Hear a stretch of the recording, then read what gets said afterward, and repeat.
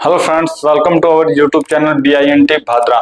10 मार्च को होने वाले RSCIT एग्जाम को ध्यान में रखते हुए हम आपके लिए लेके आए हैं RSCIT के इंपॉर्टेंट MCQ क्वेश्चंस की सीरीज, जो आपकी प्रिपरेशन को और अधिक शानदार बना देगी। इस सीरीज की मदद से आप 70 बाय 70 मार्क्स आराम से कर सकते हो। तो आज की सीरीज का हमारा फर्स्ट क्वेश्चन है, कौन सी सेकेंडरी मेमोरी का टाइप नहीं है। एक तो हमारे पास होता है प्राइमरी मेमोरी और एक होता है हमारे पास सेकेंडरी मेमोरी। तो यहाँ पे हमारे पास पूछा है, यहाँ पे 4 ऑप्शन है। एक तो आपका है सॉलिड स्टेट ड्राइव मतलब SSD, हार्ड डिस्क और RAM, random access memory and USB। इसमें से हमें बताना है कि सेकेंडरी मेमोरी का पार्ट कौन सा नहीं है।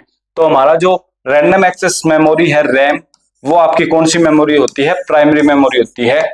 और जो SSD है, हार्ड डिस्क और USB, ये तीनों हमारी कौन सी है? Secondary memory. तो हमारा आंसर क्या हो जाएगा? Option number C।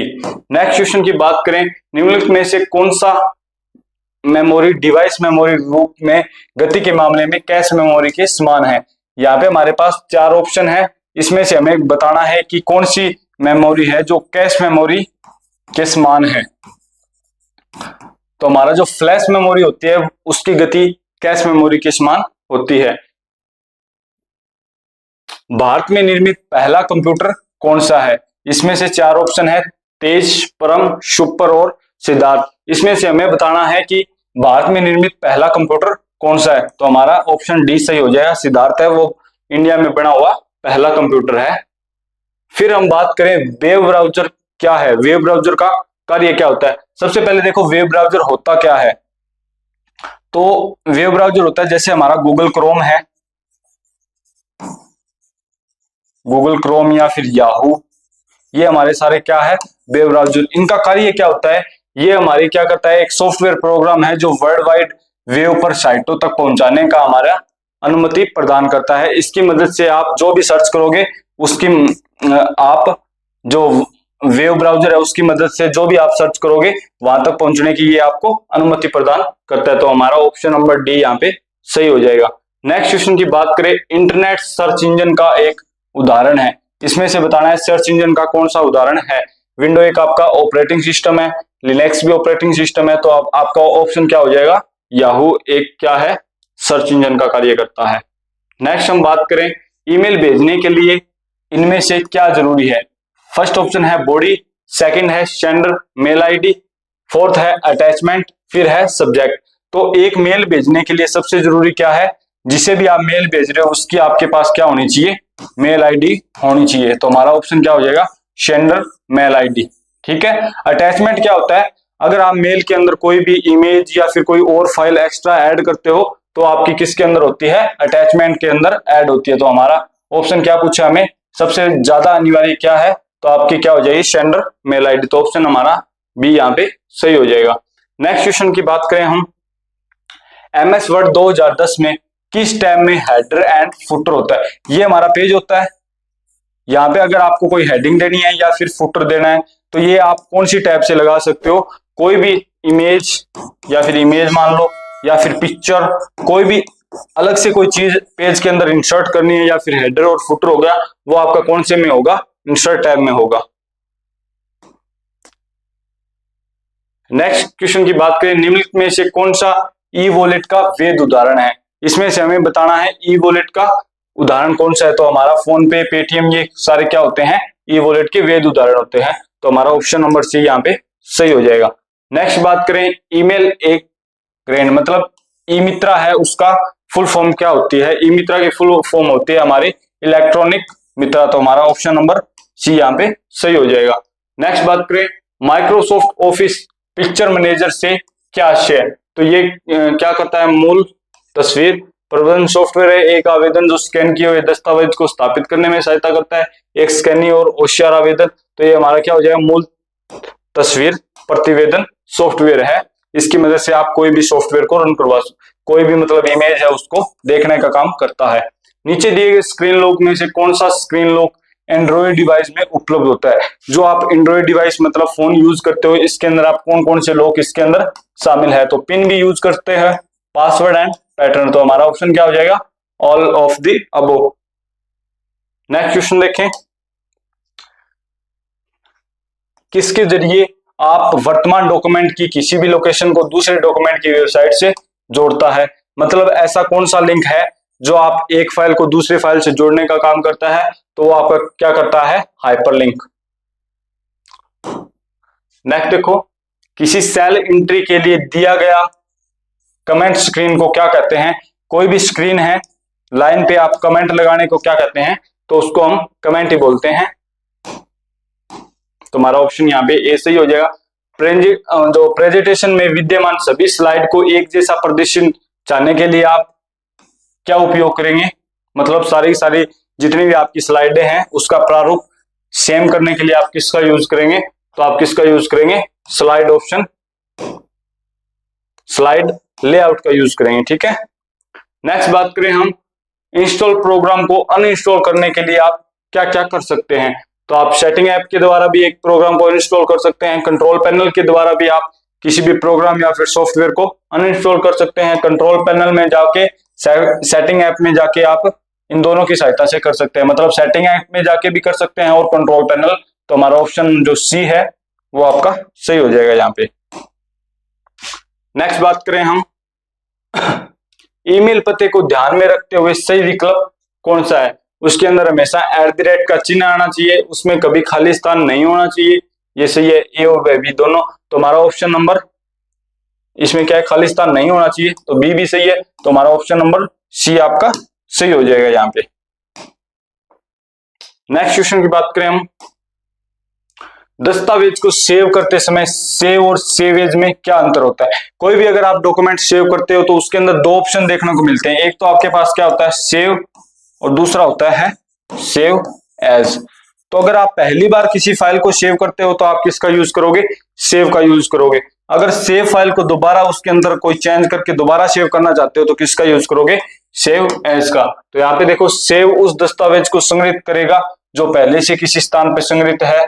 Save as हमें फाइलों का नाम और स्थान बदलने की अनुमति देता है। तो यहाँ पे ये दोनों ही विकल्प सही हो जाएंगे। तो विकल्प बी एंड सी दोनों यहाँ पे सही हो जाएंगे।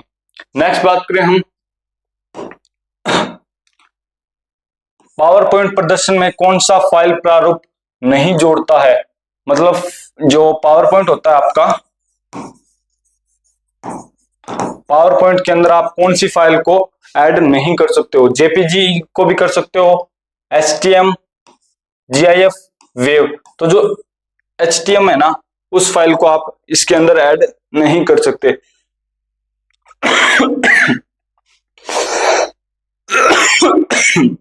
सॉरी, किसी कुंजी के संयोजन से पावर पॉइंट प्रस्तुतिकरण में नया स्लाइड जोड़ा जाता है।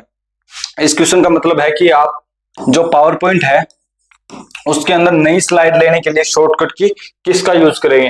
तो आप अगर नया आपको पेज लेना है तो कंट्रोल एन का यूज करोगे। अगर आपको नई स्लाइड चाहिए तो आप किसका यूज करोगे, कंट्रोल एम का। यहाँ पे आप स्लाइड के बारे में बात हो रही है, तुम्हारा ऑप्शन क्या हो जाएगा, कंट्रोल एम हो जाएगा। संक्षिप्त रूप ऑफ GUI, GUI का फुल फॉर्म क्या होती है, ग्राफिकल यूजर इंटरफेस। तो हमारा ऑप्शन क्या हो जाएगा, सी यहाँ पे सही हो जाएगा। इंटरनेट एक्सप्लोर क्या है, इंटरनेट एक्सप्लोर है ना, इंटरनेट एक्सप्लोर क्या है, आपका एक वेब ब्राउजर है। तो हमारा ऑप्शन नंबर ए सही हो जाएगा। DIMM का विस्तृत रूप, मतलब DIMM का आपको फुल फॉर्म बताना है तो इसकी फुल फॉर्म हो जाएगी ड्यूल इनलाइन मल्टीमीडिया मॉड्यूल, ये नहीं है। ड्यूल इंटरचेंज मेमोरी मॉड्यूल, ये भी नहीं है। Dual inline memory module. तो हमारा ऑप्शन नंबर सी यहाँ पे सही हो जाएगा। इसका फुल DIMM का होता है dual inline memory module. Next question देखें, इनमें से कौन सा इनपुट और आउटपुट युक्ति नहीं है। इनपुट और आउटपुट, सबसे पहले देखो इनपुट आउटपुट होता क्या है। एक तो होती है इनपुट डिवाइस, एक होती है आउटपुट डिवाइस।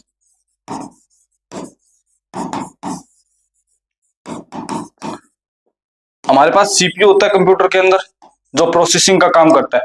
सीपीयू के अंदर कोई भी डेटा को भेजने का काम करता है हमारा इनपुट। जैसे आपका स्कैनर है, स्कैनर एक क्या है, इनपुट है। स्कैनर का काम क्या आता है, कोई भी डॉक्यूमेंट स्कैन करके उसको सीपीयू के अंदर प्रोसेसिंग के लिए भेजता है। तो ये हमारा क्या हो जाएगा, एक इनपुट डिवाइस हो जाएगा। आउटपुट क्या है, सीपीयू के अंदर प्रोसेसिंग के बाद हमें जो रिजल्ट प्रदान करता है, जो डिवाइस हमें रिजल्ट प्रदान करती है उसे हम आउटपुट बोलेंगे। जैसे आपका एक प्रिंटर है जिसके अंदर स्कैनर नहीं है, ओनली प्रिंटर है, वो प्रिंटिंग का काम करता है। स्कैनर के द्वारा हम डॉक्यूमेंट लेके आए, ये हमारे इनपुट है। उसके बाद में सीपीयू के माध्यम से हमने प्रोसेसिंग की, उसके बाद में हमें उस डेटा का हार्ड कॉपी चाहिए, जो हम किसकी सहायता से लेंगे, प्रिंटर की सहायता से। ये हमारा क्या हो जाएगा, प्रिंटर एक आउटपुट डिवाइस हो जाएगा। इसके अंदर स्पीकर आपका क्या है, हमें मतलब साउंड है वो प्रोवाइड करवाता है, आउटपुट का काम करता है। ये हमारा क्या है, आउटपुट डिवाइस। प्लॉटर आपका क्या हो जाएगा, इसमें आउटपुट डिवाइस ये हो जाएगा। मॉनिटर भी आपका आउटपुट डिवाइस है, ALU। ये यहाँ पे इनपुट डिवाइस भी नहीं है और आउटपुट डिवाइस भी नहीं है। नेक्स्ट देखें, निम्नलिखित में से कौन सी भारतीय सुपर कंप्यूटर का एक उदाहरण है। इनमें से कौन सा कंप्यूटर है जो हमारा सुपर कंप्यूटर नहीं है। जो परम है वो भी सुपर कंप्यूटर है, अनुराग भी है, ये भी भारतीय है। AS400 ये भी है। तो इसमें ये AS40 है, ये आपका हमारा इंडिया का नहीं है। यहाँ पे क्या पूछा है, भारतीय सुपर कंप्यूटर कौन सा नहीं है। तो हमारा ऑप्शन नंबर सी यहाँ पे सही हो जाएगा। है तीनों ही सुपर कंप्यूटर। विंडोज में किसी फाइल या फोल्डर को हमेशा के लिए मिटाने के लिए एक आप सीधा डिलीट का यूज करते हो। उससे क्या होता है, कोई भी फाइल अगर आप सीधा डिलीट करते हो तो वो आपकी रिसाइकल बिन में सेव हो जाती है, रिसाइकल बिन में। अगर आपको उसको डायरेक्ट परमानेंटली डिलीट करना है तो आप क्या किसका यूज करोगे, शिफ्ट प्लस डिलीट का यूज करोगे, जिससे वो रिसाइकल बिन में नहीं जाएगा, डायरेक्ट परमानेंटली डिलीट हो जाएगा। नेक्स्ट देखो, कंप्यूटर का जनक किसे माना जाता है। ये आप जानते हो, चार्ल्स बेबेज को कंप्यूटर का जनक माना जाता है। नेक्स्ट क्वेश्चन देखो, SATA का विस्तृत रूप क्या है। तो इसका विस्तृत रूप आपका हो जाएगा सीरियल एडवांस टेक्नोलॉजी अटैचमेंट। तो आपका ऑप्शन नंबर सी सही हो जाएगा, serial advance technology attachment. Next question देखो, कर्सर के बाईं ओर के अक्षरों को मिटाने के लिए आप किसका यूज करोगे। ये आपका कर्सर है, ये इसकी बाईं साइड है और ये इसकी दाईं साइड है। डी मतलब दाईं तरफ, बी मतलब बाईं तरफ। अगर आपको बाईं तरफ के अक्षर मिटाने हैं तो किसका यूज करोगे, बैकस्पेस का, बैकस्पेस। एंड दाईं तरफ के अक्षरों को मिटाने के लिए आप किसका यूज करोगे, डिलीट का। यहां से भी याद रख सकते हो, डिलीट दाया, बैकस्पेस मतलब बायां। तो यहाँ पे क्या पूछा आपको, कर्सर के बाईं तरफ के लिए आप किसका यूज करोगे, बैकस्पेस का। तो हमारा ऑप्शन नंबर बी यहाँ पे सही हो जाएगा। MS एक्सेल प्रोग्राम में खानों की चौड़ाई, पंक्तियों की लंबाई किसमें मापी जाती है।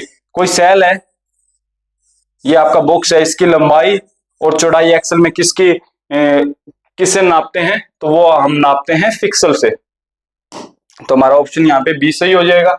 जब आप होम टैब में